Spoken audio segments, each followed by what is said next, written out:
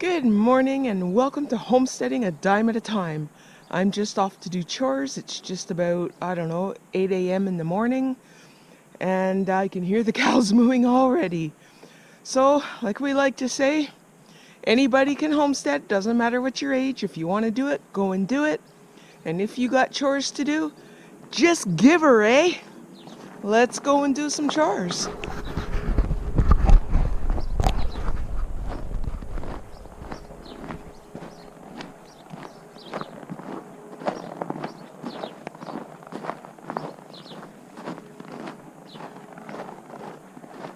So it's -6 today. The weather says feels like -10 outside, but actually it doesn't feel like -10. It feels pretty nice out. I don't know if you can try to get a view of all the cows over there.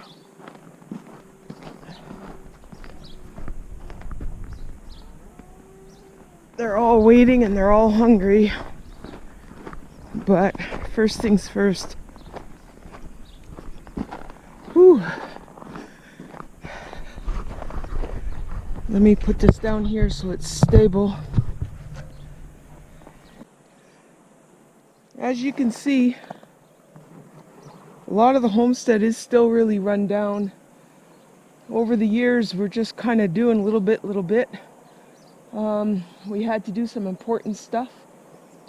The chicken coop, when we first got here, that was the first building that we built.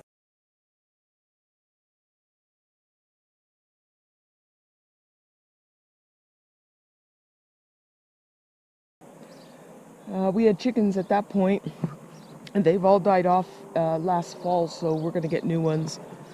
Then we needed to build, and you might be able to see them, I'll have to check the video later. We had to build cow shelters. And we built a bunch of other stuff. We had to do a lot of fencing. Oh my God, everything was in disarray and disrepair. So a lot has to be done, and it still, in places, looks horrible. But I should put up some pictures of what it did look like and what we did to fix it. I'm just going to carry on with chores. So you can see, my fingers aren't in the way here. Jamie and little Cassie are heading off because they know I'm heading to feed. Ow, almost hit myself in the face with the chain. Oh. And there's Greg taking pictures. You'll see that the cream-colored steer is in with the bulls. It's because he was behaving badly when we got Cassie. We had to put boards up and some fencing that we just haven't secured. And we even put predator fencing along the back where there's water bins, because he kept trying to get into the hay. He's never done that. He's doing it because we think he's a little bit jealous. Good morning, lovely. Good morning, lovely. Ow, Jamie, that was my fingers. Good morning, Cassie. Oh shit, look at this. Jamie.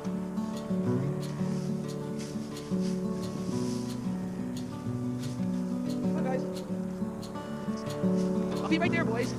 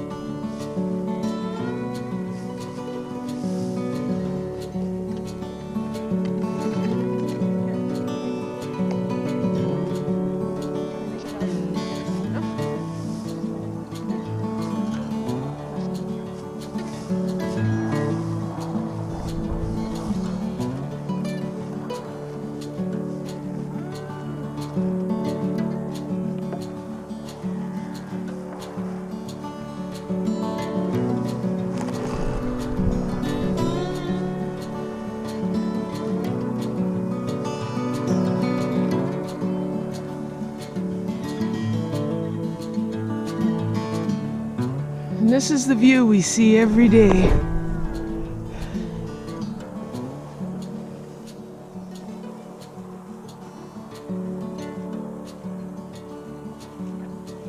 There's one house. It's way up on the hill. And that's it. That's all we got. All this land you're seeing, it just runs cattle. That's all it does, is just runs cattle. Oh, those trees are a little enclosure. We don't really use it.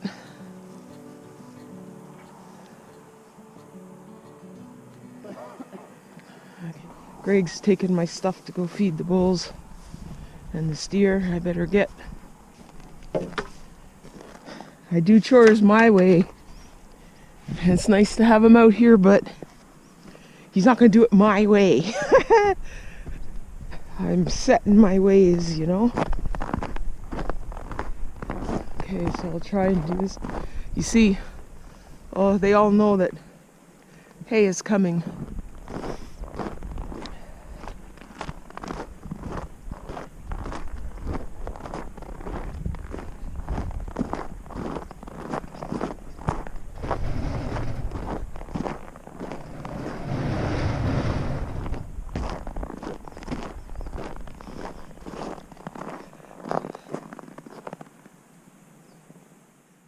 That's my telescope, 16-inch Dobsonian from Orion Telescopes. I think I was the first person in Alberta to get one. I don't even know if there's another one here in Alberta. Like every astronomer, backyard astronomer knows, the minute you set up your telescope, cloudy skies forever.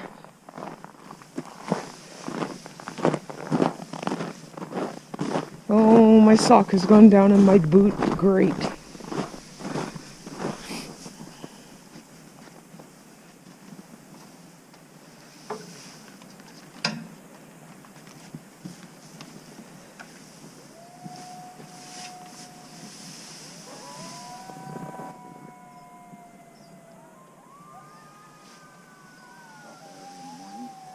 Don't often hear them in the morning.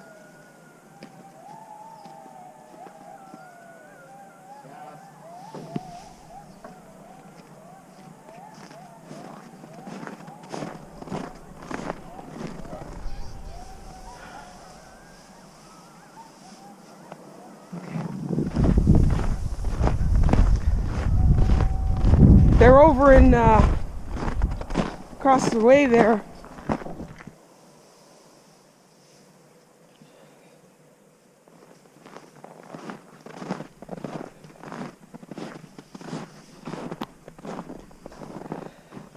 That should be good enough, Greg.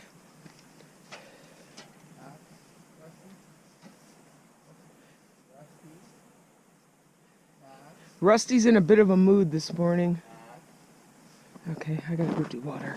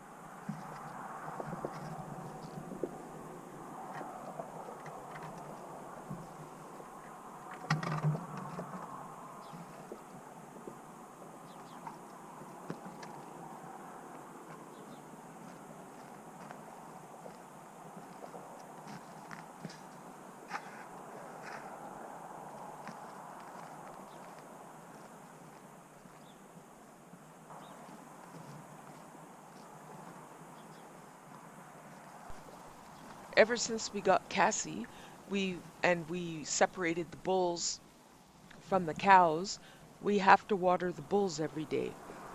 And we have to do this by hand because it's winter time, and if we take out the hoses at this point, if we don't drain them properly, we're going to be in the same ball game because the hose will freeze up and we won't be able to water, or the hose will burst. Well, you know, it'll freeze and then burst.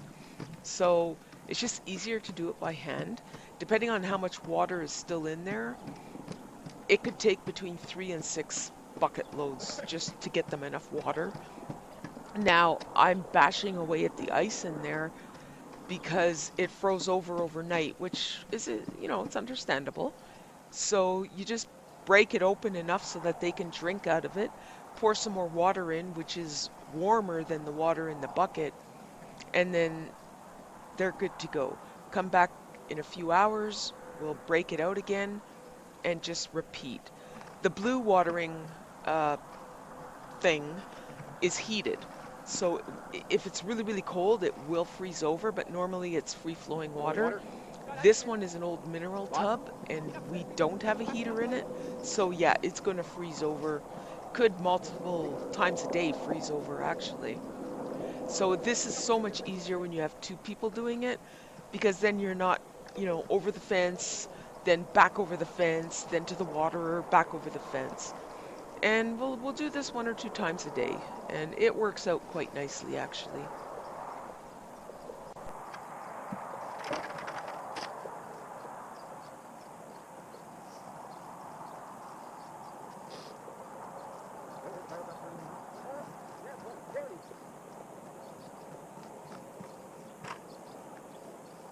We took 2 buckets of water out of here today.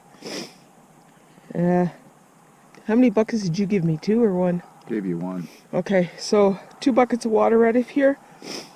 There's no way they drank all this water, so something's coming in the yard at night and drinking. It's either deer or moose. So no problem, we don't mind. But still, the 2 cows can't drink that much. So, not in a single day anyway. Well, I mean, they could, but they certainly didn't. There's no way. And how do I know that? Well, I pretty much know how much they drink during the winter on a regular basis. And it isn't this much. No way. 2 cows, them 2, they shouldn't drink beyond that line. And that's a lot in a winter's day for them.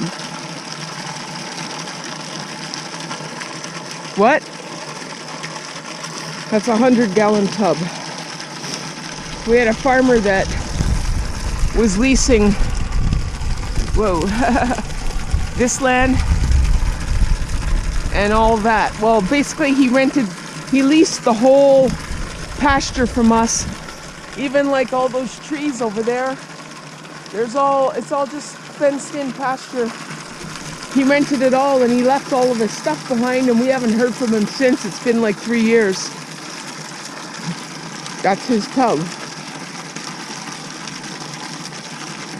We had to pull the pump to find out what voltage the motor was and the horsepower, so I could buy this controller to run the pump.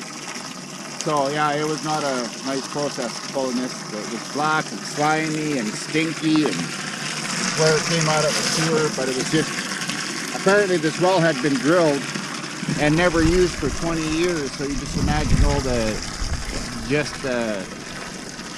just being not used for 20 years, just sitting down the well, and the pump works fine, even after 20 years of just sitting down there.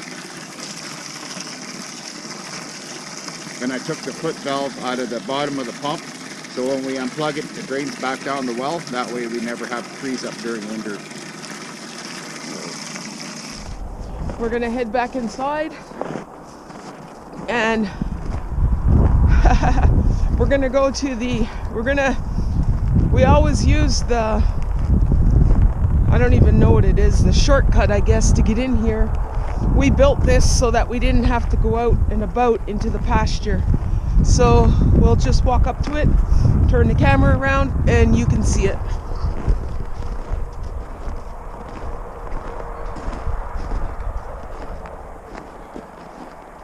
So impressed Bernie put this gate up.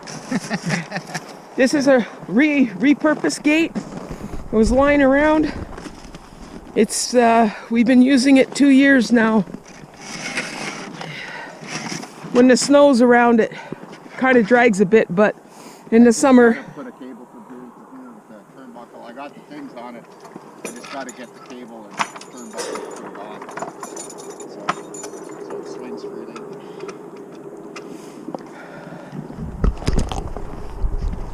When you're running Jersey cows, I mean, fencing is obviously important, but it isn't. You don't have to have like steel fortress fencing. Most Jerseys are pretty calm. They're not fence busters. Well, not the ones I've ever had. And they respect a fence, put it that way. The Charolais, on the other hand, he respects a fence only when he wants to, which is most of the time. But Sunday, there was no respecting fences there. Anyway, we're back at the house. Thanks for watching Homesteading a Dime at a Time. If you like this video, please subscribe and like the video. And if you have any comments, please post them in the comments below. Thanks for watching.